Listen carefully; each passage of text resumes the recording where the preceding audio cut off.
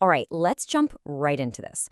Right now, the world's most critical energy artery, the Strait of Hormuz, is sitting on an absolute knife's edge.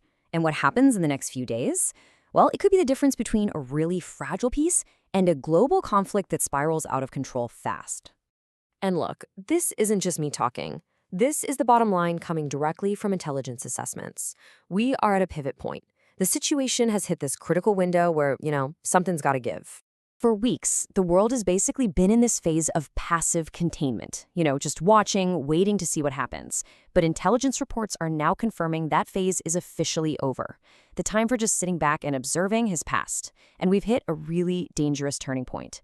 The chess pieces are all set, and the very next move could change the entire game.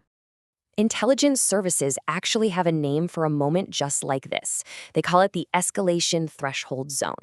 Think of it as a high-risk window where even a tiny incident, a miscalculation, a stray shot, could set off a chain reaction that nobody, and I mean nobody, can control.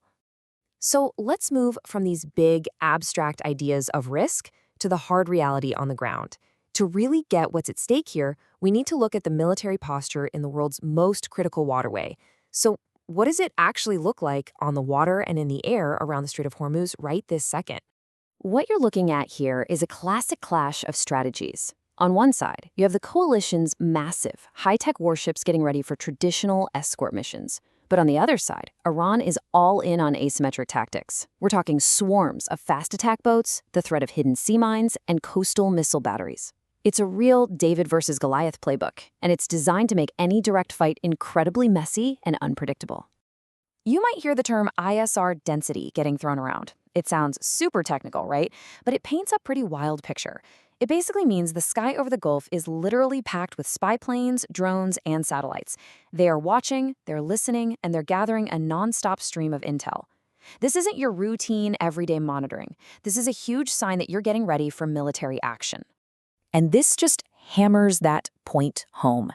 You've got AWACS command posts circling, tanker planes, flying patterns that scream we're getting ready to support strike jets.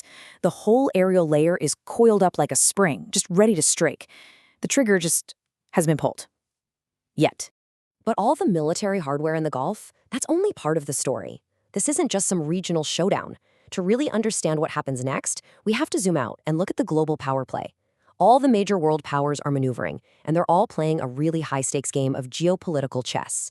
This table gives us a perfect snapshot of all the competing interests. You've got the US and its allies, and they're shifting from just deterring bad behavior to actively enforcing their will, basically saying, we will force our way through. Then there's Russia, playing the strategic opportunist, trying to use this crisis to get an advantage somewhere else. And China? They're all about quiet, back-channel diplomacy, focused on one thing and one thing only, keeping the oil flowing. These three very different strategies are all pulling this crisis in completely different directions. So, with all these forces in the mix, the military buildup, the asymmetric threats, the global power plays, the really big question becomes, where does all this lead? Well, intelligence assessments have pretty much narrowed it down to three very distinct paths that could unfold in the coming days. And this is the question on literally everyone's mind. The next 7 days are the peak danger zone. So what are the actual odds for what happens next? Okay, so look at these numbers. The most likely outcome, sitting at 55%, is some kind of controlled stabilization. And yeah, that's the good news.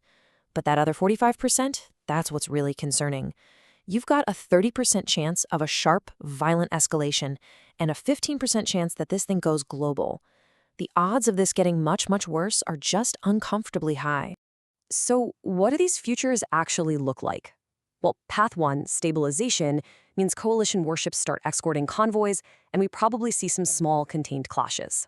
Path 2, sharp escalation, gets kicked off by a major attack, say on a tanker, which then leads to a multi-day air campaign. And Path 3, global expansion, that's the nightmare scenario, where Iranian proxies get activated all across the Middle East and a major power like Russia or China jumps in with material support. So how can you and I track this as it develops? Well, the same indicators that intelligence analysts are glued to are actually visible in the news, if you know what to look for. So here are the key things to keep an eye on over the next 72 hours that will tell you which path we're headed down. First up, on the water, watch for three things. The first official announcement of an escorted convoy. That is a massive signal. Second, any news of mine-clearing ships being active. And third, reports of Iranian fast attack boats gathering in big clusters. I'm talking 20 or more. That's not a defensive move. That's staging for an attack. Now, in the air, the signs are a little more subtle, but they're just as critical. Look for reports of more air-to-air refueling tankers. These are the flying gas stations that let fighter jets stay in the air for a long time. More of them means an air campaign is likely being prepped. Also, watch if the AWACS, those flying command posts, move their orbits closer to the strait. That's kind of like a general moving to the front line to direct the battle. And finally, watch the big global players for strategic signals.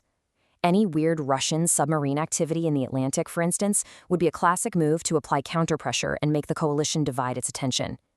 From China, listen for a subtle but really important change in their language. If Beijing goes from just calling for restraint to officially demanding secured shipping corridors, that's a sign their quiet diplomacy isn't working, and they're bracing for a huge hit to their energy supply. So, as we wrap this up, it all boils down to this one question. Every single action, every statement, every ship and plane movement in the next few days is going to be one of two things: a signal that cools this whole crisis down, or the trigger that starts a conflict with consequences for every single one of us. The entire world is watching.